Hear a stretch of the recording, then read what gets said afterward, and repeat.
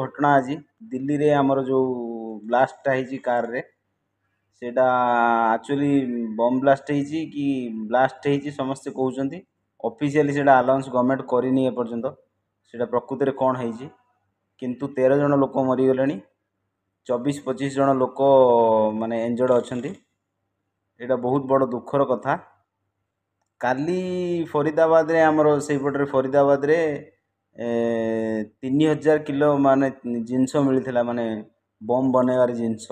3000 kilo आज एठी एभला blast हो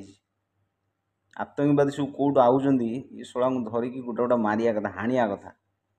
मोर गोटे अनुरोध आम ओडिशावासी को ओडिशा भाई भौणी जो मैंने सब अच्छा सतर्क रुहतु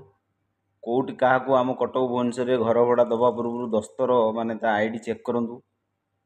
तापर घर भड़ा दिंतु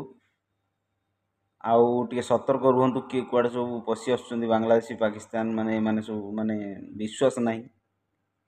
गाँ गहली कथा तो छाड़ आम कटक भुवनेश्वर जो मैंने सब भाई माने घर रोचंदी से माने किसी भी सेमिति देखिले एक्टिविटी तुरंत पुलिस पुलिस को नजर दिंतु पुलिस पुलिस को खबर दिंतु आउ घर भड़ा पर भड़ा दबा पूर्व भाई दस्तर टी माने लोक ये करूँ सर्च करूँ विषय आईडी फाइडी सब देखूँ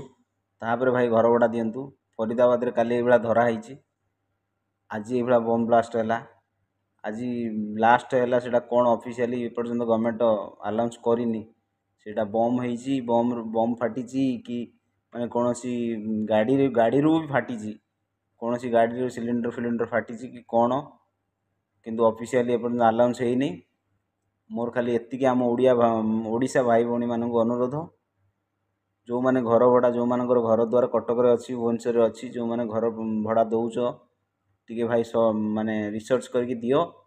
आ जोटी भी भाई भौणी मैंने जोटी उल्टा सीधा एक्टिविटी देखुच तुरंत पुलिस को इनफॉर्म करो। धन्यवाद। जय जगन्नाथ।